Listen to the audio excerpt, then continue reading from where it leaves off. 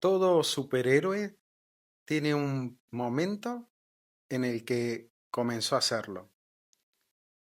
Para mí, ese día fue a mis 16 años. Bienvenido a otro episodio de Yo a Yo Podcast.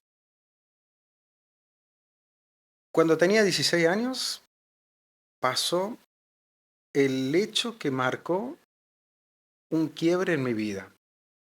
Si hoy me preguntas, o durante muchos años me preguntabas, che, ¿qué es lo más importante que pasó en tu vida? Más allá del ser padre y el nacimiento de mis hijas, yo siempre sentí que la muerte de mi mamá a mis 16 años significó un cambio. Toda la, lo que quedó pendiente, todas las frustraciones que trajo eh, a mi vida esa muerte, empezó a transformarme. Y en la medida en que iban avanzando mi vida, desde esos 16 años, empecé a transformarme en ese superhéroe que te hablaba en los otros episodios, en el que tenía que sostener a todos los demás, desde lo económico, desde los vínculos, en el trabajo, el tener que estructurarme, sentir que estaba solo. Y todo eso lo iba haciendo de manera automática.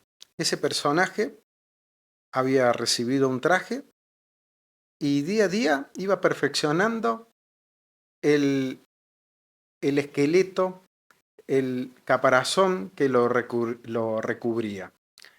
Cada instante que iba pasando, cada situación, cada problema, era una especie de alimento vital para este superhéroe.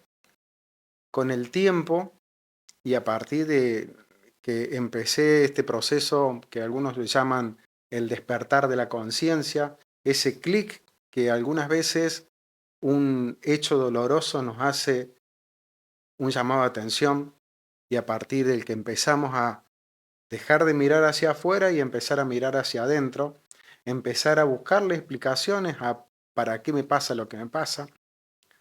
Y fue ahí cuando empecé a ver que el rol que estaba llevando no era el que conectaba con el propósito.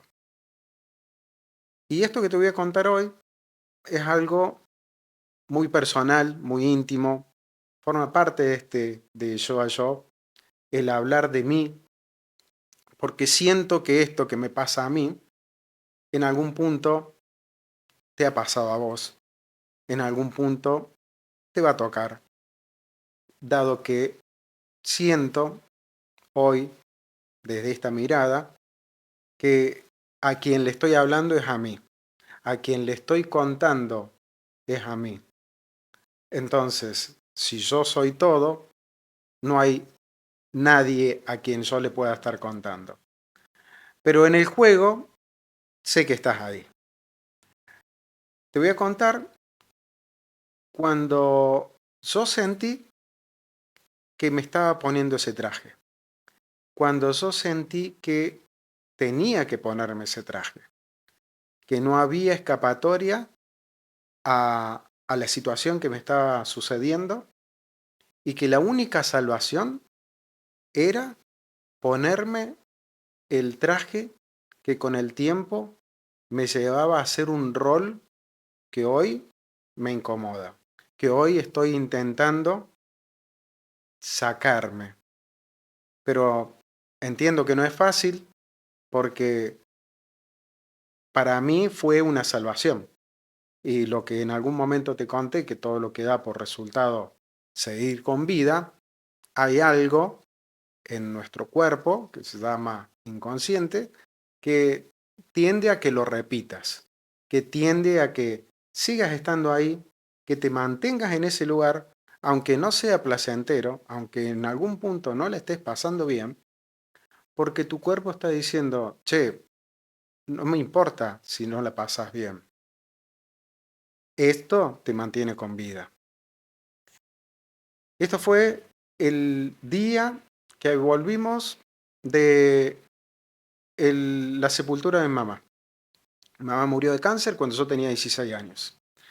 Y esa tarde, esa siesta, me acosté, estaba en mi cama, estaba llorando, una mezcla de tristeza, bronca, vacío.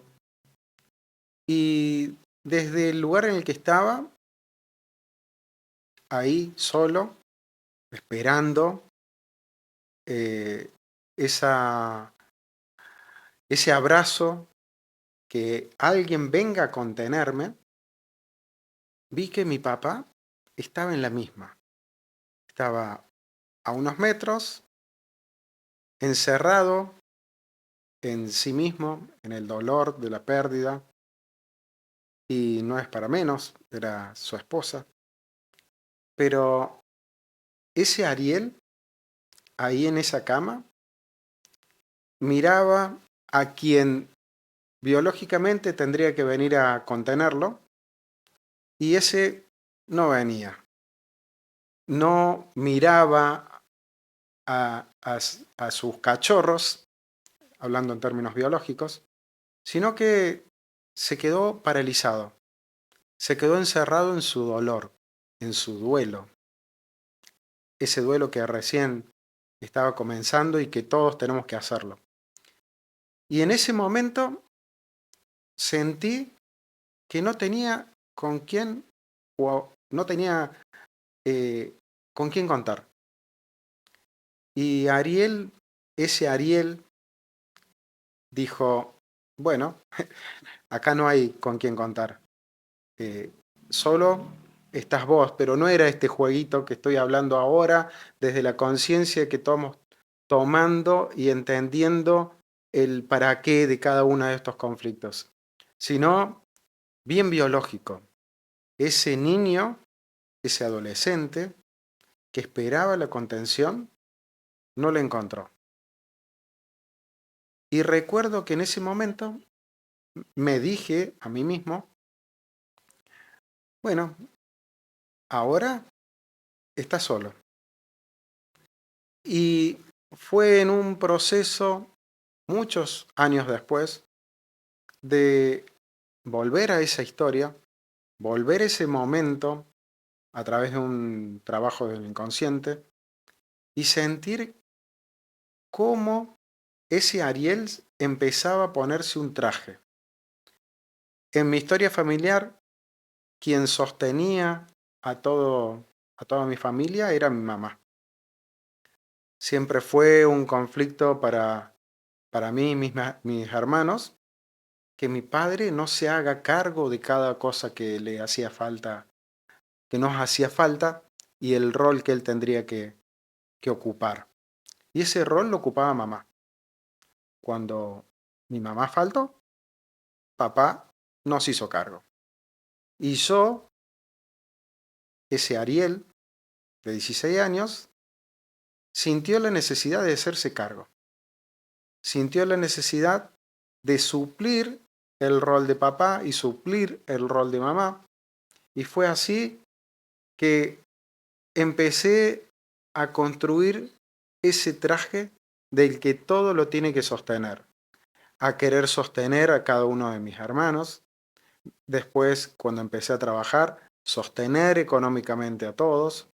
Pero ojo, no estoy hablando de que alguien vino y me dijo, mira, Ariel, de ahora en adelante vos vas a tener que hacer este rol. Por favor, sostené a este, sostené al otro. Este personaje empezó a transformarse desde el inconsciente. Algo en lo biológico se despertó y hizo que tenga que ponerme un traje. Ese traje lo llevé durante muchos años. Fue a partir de las consultas que empecé a tomar en bioexistencia consciente y al mirarme y empezar a trabajar ese ser interior, que empecé a darme cuenta que tenía ese traje. Porque hasta ahí formaba parte de mi ser. Si vos me preguntabas en esta descripción que hice en el primer episodio, ¿quién soy? Yo era ese traje. Yo era ese que tenía que sostener. Sostener era mi lema de vida. Y en la medida que empecé a trabajar y a conocerme, empecé a conectar con cada uno de esos momentos en los que fui tomando ese traje. Desde el inconsciente, fui a cada uno de esos momentos y de manera simbólica, uno expresa las emociones que quedan atrapados en cada uno de esos momentos y de alguna manera devuelve y empieza a despojarse de ese traje. Es la única manera en la que la realidad empieza a cambiar. Es como reescribir el guión de esta película, retroceder en el tiempo, más allá de que no, desde lo técnico no lo estamos haciendo, pero el inconsciente no se fija en eso porque es atemporal. Ese instante en el que yo me estaba poniendo el traje, ese instante era perpetuo, era presente. Todo el tiempo, durante muchos años, vivía en ese mismo y preciso momento en el que yo sentía que me tenía que hacer cargo. Cuando algo se traba desde el dolor, lo que se está trabando ahí es el tiempo. Este Ariel, que hoy tiene 53 años, estaba trabado en los 16. Día a día estaba como en un bucle, más allá de que lo biológico seguía avanzando, el cuerpo seguía evolucionando, seguía envejeciendo, pero emocionalmente estaba clavado en mis 16 años. No fue hasta que me permití ir a estos 16 años, expresar cada una de las broncas que quedaron atadas a, a ese instante, a ese momento donde el cachorro de 16 años se está sintiendo abandonado por una madre y por un padre. Este cachorro que durante muchos años justificaba cómo voy a poder estar enojado con mi mamá si mi mamá se murió. Cómo pobre mi madre que se murió de una enfermedad terminal. Pero el cachorro biológico no estaba viendo eso. Estaba viendo y estaba sintiendo que lo estaban abandonando. Y sentirte abandonado es sentir que te estás muriendo. Es sentir que la muerte está más cerca. Este Ariel de 16 años lo que sintió es, a partir de ahora, me muero. A partir de ahora no tengo quien me proteja. Porque mamá me abandonó, se murió, y papá no cumple con su rol de protector. Entonces estoy solo. Ante esta situación necesito estructurarme. Necesito colesterol. No sé si recordás lo que te conté en el episodio anterior. Necesito cargar con todo el peso de esta estructura del clan. Dolor de hombros. No puedo salir de la estructura. Tengo que seguir adelante. Dolor de rodillas. Y no puedo expresarle a estas personas que me están abandonando el dolor que estoy sintiendo. Bruxismo. Entonces, lo que te quiero contar en este episodio es que todos tenemos un punto de quiebre. Todos tenemos un momento bisagra en nuestra vida. Un momento a partir del cual consideramos que empezamos a hacer otro rol. Nuestra vida venía bien hasta tal punto.